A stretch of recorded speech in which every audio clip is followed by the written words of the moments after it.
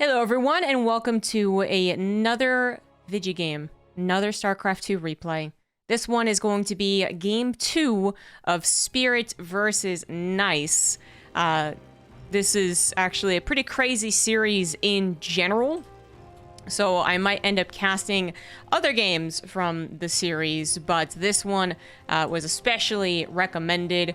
I was there, I was live watching some of these games, and after a while they all became a blur, so I kind of looked around for what you guys thought would be nice games, and apparently Spirit Nice Game 2 was specifically shouted out. So let's get into the introductions, as we already have something interesting happening. Top right, it is Spirits, formerly known as Soul. And in the bottom left, it is Nice. So, Nice did just throw out a probe super early, and apparently this isn't actually all that interesting. It is just for very early harassment. I don't think anything else went down early. Oh, this is a bit awkward. There you go. Okay.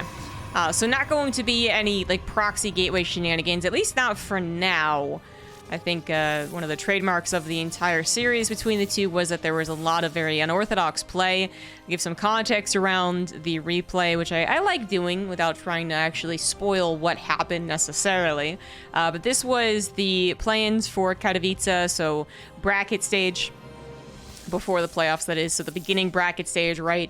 These players just trying to get those, 4 spots to get into groups. So this is one of the qualifying matches, which is why it was a best of 5. And I think by the time this ended up being played out, actually it might have been one of the earlier qualifying matches. It still was pretty late into the day. So imagine, you know, 6+ hours of playing StarCraft 2 against some of the best players in the world, and you're gonna start to, you know, see some cracks, to be honest. Not ideal gameplay from the either side, actually, from either side. So this is a little cute, what Nice has done here, but Spirit goes for a Marine first, so it actually pops out faster. So you don't have as much time to wait, also more consistent DPS, and it's not the Reaper, which the Reaper wants to go across the map and actually get that scouting done, get a little bit of harassment, doesn't want to stay back home and necessarily deal with a pylon. Now, if an Adept had come across the map lickety-split, then maybe you have to keep both units at home, but of course that Adept is only just now coming across the map, no forward gateway or super early gateway or anything like that. So the pylon just blocks out the add-on, so you do have basically time enough to add on a 3rd unit. So technically Spirit could have done maybe like Marine, but that's kind of odd. Usually you'd see maybe right into Reactor in the Marine production, or Reaper Marine. So a couple of change-ups on the getting stuff, and some of that has to do with dealing with the early Adepts. Some of that certainly in this game had to deal with the block on the add-on. But Reactor goes down, Hellion pops out, and this Hellion, not just important to help deal with potential further Adept harassment, because of course the Adepts could just go ahead and transfer on past and start killing a mule or something like that. It actually also might want to help get some scouting done. So, well, speak of the devil. There you have it. The Hellion needs to be careful, actually. The Marine gets 3-shot, and the Adept has quite a long wind-up, but... Or did I say the Adept? The Marine gets 3-shot, but the Hellion is a little bit more necessary to keep alive than the Marine, especially when the Reactor's finally done. Those Marines will be popping pretty quickly, and the Hellion is the thing that has that mobility that could actually get that follow-up scout that I was just talking about. So usually there is more emphasis on keeping the Hellion alive, even though it also kind of falls under, you know, the realm of not the most important unit as the game goes on, similar to this Reaper. But I think it did maybe just see... Yeah, I think it just saw the Oracle. Well, actually, I might have seen the Stargate. That good surround on the Reaper. Yeah, I already saw the Stargate. Okay. So that makes sense. And so the Viking is actually already popped out. Widowmine is in place. You do want to worry a little bit about any Adept Oracle combo attacks that might be incoming. So that's the really only, like, attack-worthy thing to worry about on the Terran side. Otherwise, you know that this is a real harassment based opener. The Adepts might try and slip in behind mineral lines or into your main base, or the Oracles might try and pair up and do some damage, but, you know, probably not. Not gonna do a whole lot anyways. So, 2 oracles now do have some feisty firepower if they were allowed into the base, but there's no Terran that's really going to let that happen, and there's not too many Protosses either who would kind of expect that to happen, right? We do, even in our own games, our own ladder games, kind of expect a certain level of skill, and sometimes we even give our opponents too much credit. When it comes to the pros, though, that's not often the case. They're not giving too much credit. They're giving the right amount of credits. Now, what do we have following it up? Triple Oracle. So this actually does have, now let's talk about some firepower on the kind of defensive. So obviously stasis traps are going to be a lot more dependable. Oracles, at the end of the day, still harassment-based units. But now with 3 oracles, not only do you have a lot of stasis traps, if you did let's put it like a need. If you didn't need to use them to defend, if Spirit was coming out along with a couple of cycles. Oh, what am I drop actually? Oh, the Phoenix were being rallied right to those oracles, so none of them looking for the what am I drop. 10 probes go down. Ouch. That is actually a pretty big deal. But then, oh, this is getting all types of crazy, actually. The Adepts of the Phoenix and the Oracles come in, and this is actually offensive Oracles. Not something you would usually see whatsoever, but nice notice and opportunity comes in here, kills the tank, kills the Marines, kills the Viking as well. So now everything can absolutely wreak havoc. Now, fortunately, a lot of the SCVs, a lot of these things that kill SCVs do 3-shot them, as opposed to earlier in Legacy of the Void with 2 shots. So 10 SCVs go down, kind of a little bit of tit for tat, maybe 12. Maybe 1 or 2 more. The Oracles, fortunately for Spirit, have run out of juice, so that's really what's stopping the SCVs from, I guess, escalating. Good pick up there, good save. The medevac, however, looks like it's going to go down in that tank. It is going to actually be just a little too sturdy to take down without that pulsar beam energy. And that will, with the help of some of the Marines popping out, finally push back this attack. But what a crazy attack that was. That was a very bull-like, I suppose, attack. It's like, nice, just saw red. And I was like, yeah, whatever, let's just go for it. And yeah, no Terran's really going to expect something like that to happen.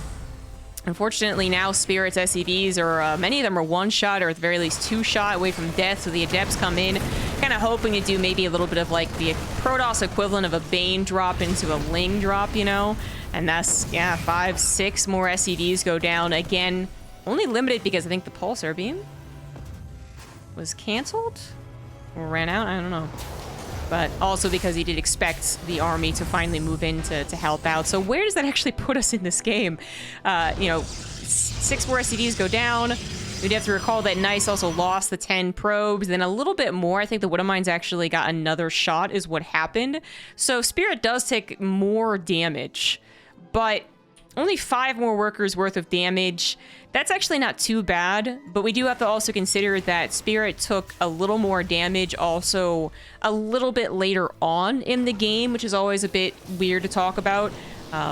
So, you know, basically if you kill 20 SCVs at 4 minutes, I mean, the person's probably dead. If you kill 20 SCVs at 10 minutes, well, you know, it sucks, but maybe they can get over it, you know.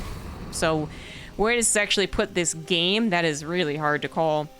We can at least look at the economy, try and collect some of the straight-up numbers to help us try and figure out exactly who is solidly in the lead. You can see that both of them spiked from their respective harassment, and now it kind of goes back and forth. So while this number of workers looks quite bad for the Terran, Nice did not necessarily have full saturation with the amount of time that's passed and the oversaturation in some of the bases. Actually just missing some saturation.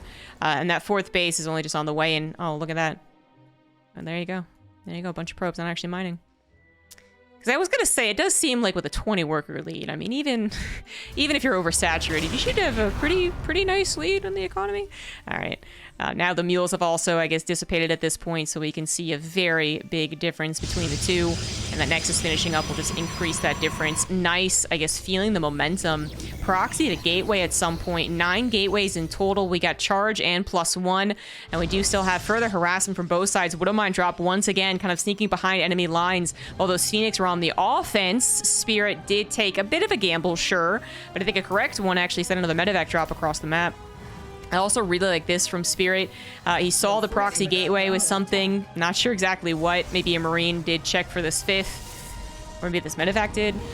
I don't know. There's actually so much action happening all over the place. Usually I'd have a co-caster and an observer acting as a 3rd caster to try and help follow this type of action. But this is really difficult, actually. This is like training with weights, man. This cannon's gonna finish. Spirit actually does bother microing the Widowmine. Jeez Louise. Phoenix cover whatever else was on the right side. It looks like they got hit by a Widowmine.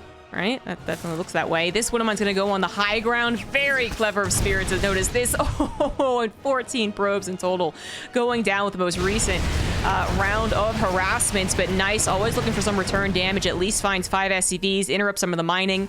I was pointing out just before all the harassment went in that the bunkers are a good idea. Seeing a proxy gateway. You know, it's very intimidating for a Terran at this point to know that they both have to defend against a possible surplus of Charge Lot Phoenix, as well as have to worry about, you know, not attacking for too long, because then their opponent will get away with 5 bases and have a transition eventually. So Spirit's kind of trying to actually walk that tightrope, and so far so good. Actually gets on top of this 5th Nexus. Doesn't take much time to kill this. Okay, there it goes. I guess maybe just seeing the fact that there wasn't a bunch of charge lots warped in right there meant that he calculated he could actually do this, which seems to be going okay. Dragging through the Widowmines. Yeah, well, now most of the Widowmines are gone. One more is going to catch just a tiny bit of those Zealots. The Phoenix numbers are insane. So actually, while it usually is a lot about the Zealot numbers getting that surround, actually pushing this back, and the Phoenix kind of just, you know, they help, they chase, they're good, but not the main backbone of the army. In this case, they kind of were. Now we're up to 18 Zealots all combined together. That is a much more fearsome number, but those bunkers weren't salvaged. They weren't canceled. Good on Spirit to know that he actually could not do that. A couple of more Widowmines, even a tank getting a fire here is going to help try and hold the line, but this doesn't look so hot right now. SCVs get pulled, but the bunker does not get saved. Command Center has to be canceled, and that tank is actually not that good against this composition. We did have, I guess, an EMP went down, right? Oh, there you are, little ghost there. The EMP went down to help negate the Phoenix potential, and while it's not now available for the charge lots and their shields, the Phoenix just can't help like they used to. The body block on their ramp seems like it might be good enough with the reinforcements coming through. Medevac's even trying to be saved to help out as long as they possibly can, and it looks like Nice intentionally trying to splash on top of the bio also takes a huge hit to their army. Was it actually worth it? It's kind of hard to tell. Nice is on 4 bases, Spirit's on 3, and once again Spirit is down about 20 workers. But 3 orbitals live, you know, so that's still 3 mules eventually once Spirit actually cleans some things up. The Phoenix Ubbers also really got shut down. There was 9, they going on 10, now there's only 6. And of course they just lost all the energy, so they have to rebuild that. And even now they're getting a lot of shots. Nice might be thinking that he actually has momentum that he no longer does. The reinforcements from Spirit, I think, are going to be good enough, especially with some decent upgrades on Spirit's side. +2 versus 2-1. That is, of course, drastically helping. And even the Medevacs, right? Even though they're dying to the Phoenix, anytime they do get any heals whatsoever, they are supporting. Zealots once again dragging through, just trying to take the hits for their brethren, but this choke looks like it's going to be too good for the Terran yet again, and good micro on the side of Spirit as well. This time the Phoenix number is sent down to 3, actually, a truly terrible number, and about to be down to 0 if Snipes is not careful. Jeez Louise, Spirit trying to keep his calm and Nice. I guess at the end of the day, we can officially now say that he has overstayed his welcome. He overstayed those reinforcements. On Nice's side of things, there was probably a lot of that feeling of like, oh my god, I'm going to do it, I'm going to do it, I'm going to do it. But there also was a bit of necessity to what he was doing, right? With Phoenix Charge Lot, you are a mid-based composition that especially gets ruined if Ghosts make it into the play. So usually you have to either buy time or already kind of handicap the Terran to a point where you can successfully transition. Nice cannot do that at this point, although this was super awkward. Oh no, Spirit actually AI'd right there. Half of his army walked to the other around of the rocks, or on the other side, and got caught up against them, so the Zealots were able to just slice and dice, and Spirit loses a huge chunk of the army supply. That was absolutely the thing that he had going for him. He had a good army supply. It's still looking good, but he needs to consolidate. He needs to get his units, you know, kind of all around the map, actually back at home, or else he's going to be forced to lift or possibly even lose this 3rd CC. Again, Widowmine's trying to help out, but there are 3 observers on the front line. Spirit, though, he is starting to find maybe some damage. Widowmines are going to splash off. Yeah, kill 9 probes right there, and while they are going to be cleaned up on the backside, Spirit has saved his 3rd command center. Nothing to kill that, actually. Pulled the SCVs, was ready to hold position them as well to help that bio, and Spirit goes back to microing on this side of the map, something that Nice was probably hoping would actually, well, be cleaned up by now. But it's not. The Phoenix run around to help clean that up. Stalkers have to be warped in. 2 medevacs with very little cargo. Make that 1 medevac actually going to continue to be a thorn in Nice's side. And now we have a couple of other units. Just literally 3 units and 2 medevacs trying to cause some disruption. But this is important stuff. Not only is it doing damage to Nice, it's really interrupting the flow of Nice. And it also is not just stopping him from potentially already transitioning here. It's also stopping him from attacking. Spirit finally gets time to breathe, which is sorely, and he needs it. He absolutely needs time to get his 3rd CC down. These mules, if they were under attack right now, they're completely useless. And instead, they're actually, buffing Spirit's economy to even be better than Nice's. Finally, that drop is cleared up, but Spirit was like, hey, these drops are going pretty well. Those Phoenix numbers actually now non-existent, only up to 1 currently. I'm going to go for a lot of drops, and this ends up being absolutely the right call. An entire Nexus falls. That kill counter just keeps on staying on the screen because pros are dying every second in this game.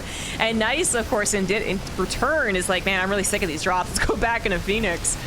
But he's going to need at least some support with those Phoenix to actually tear down the army. Now, this looks like enough support to me. 3 medevacs are going to try and skedaddle, but actually, I think all 3 of them will survive. Yeah, 2 Phoenix just not with a lot of damage. Never getting that +1 attack either. Roddy would be severely disappointed in this game from Nice because he has built probably over 15 Phoenix and no upgrades for them? Question mark there. Looks like there was a little counterattack from Nice trying to make sure he always is dealing return damage. Just a Spirit had been focusing on for the rest of this game, and it doesn't go particularly well for Nice. The Zealots get cleaned up. They cause a disruption on the 3rd CC mining, but they don't actually kill any of those SCVs. We're talking about an even worker count sub 40, and Spirit is continuing to just run Nice ragged.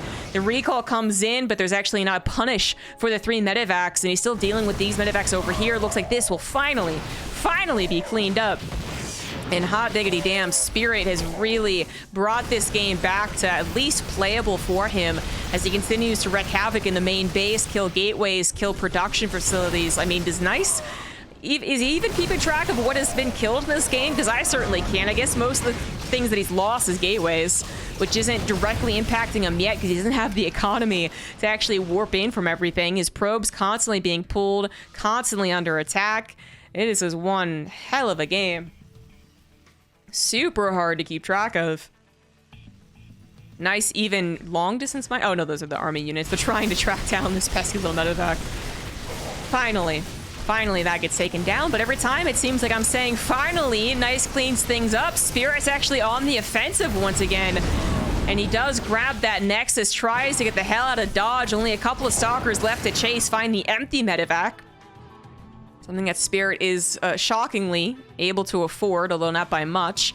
3rd CC is still under half health, and that actually is a real good target for Nice's little counterattack here. He is fed up on the defensive. He's like, you know what? I think my army is still better than yours. And he'd be kind of right about that. He has 3-2 upgrades against that +2 that's been around for minutes at this point. And while his army is weak to Widow Mines and EMPs, how many of those does Spirit actually have? Could he afford that many ghosts? By the looks of things, not so much. 2 of them already depleted on their energy. A 3rd one about to pop out, but still the entire Protoss force running amok in the natural base. That 3rd orbital did die. I believe this orbital looks like it's also going to die with the Stalkers and the Phoenix, but of course Spirit also has this attack on the other side of the map. He's killed another Nexus. Nice is down to the 2 original Nexus in this game. Shield battery overcharge, not going to be able to save those Zealots' lives. And these probes, though they did have a little bit more mining to do, are now going to be killed. Is recall available? I think it is in just a couple of seconds, but do you actually recall into this particular force? Maybe you do, but it's going to be a really awkward recall because actually Nice's force is coming in. Oh my god, piece by piece. But that is a successful recall at the very least. The Nexus, just seconds before dying, gets the recall off, but it did actually die, so it is 1 base to 1 base at this point. Nice now trying desperately to chase after the medevacs, knowing he cannot let these escape. The Phoenix, though, thank god he remade those, right? Should be able to ensure the death of this Terran army. Now the Stalkers are going to go down. Maybe an Archon's going to get popped. Spirit's going to take whatever he possibly can with him, so he is once again going to get the heck out of there, get into the main base, get away from the ground army, and try and take on just 3 Phoenix, 2 of them, which are close to death. Wow. What an insane game. If Nice had actually been able to make maybe like 6 or 7 Phoenix, or again, actually get an upgrade on them, we're talking about a lot more dead medevacs in this game over the course of 20 minutes. Absolutely, absolutely. A lot more dead medevacs and a lot more opportunities for Nice to actually bring things to a calm. A couple more dead medevacs. Spirit has a couple of less counterattacks and run-bys and flybys, whatever you want to call them. And Nice is he's probably already won this game, to be honest, because his upgrades are insane. Even though he was dealing with so much pressure, he did have a couple of things literally still upgrading, things that weren't being sniped, things that he didn't have to constantly check up on, right, other than to chrono boost them. And those upgrades would usually have brought him to a point where he would win, especially because he suppressed Spirit's economy and the ghost count's not that insane.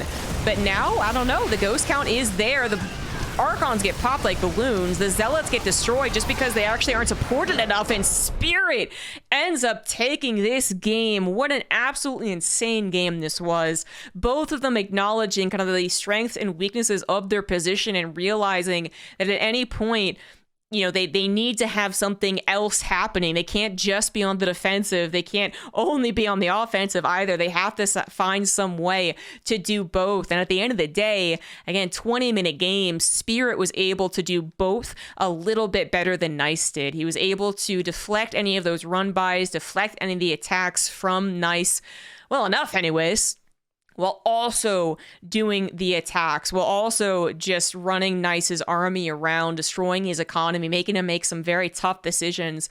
So by the time that Nice was like, okay, we know whatever, I'm just going to go attack you, Spirit not only had a potential base race going for him, but he also actually had a decent army to defend with. What a crazy game. But like I said, these guys actually played quite a few crazy games, so I'll probably be getting into a couple more of the Spirit versus Nice matches in the future, but I hope you guys enjoyed this one. As always, more Katowice games coming on the horizon, so thanks for watching, and I'll see you guys for another StarCraft game.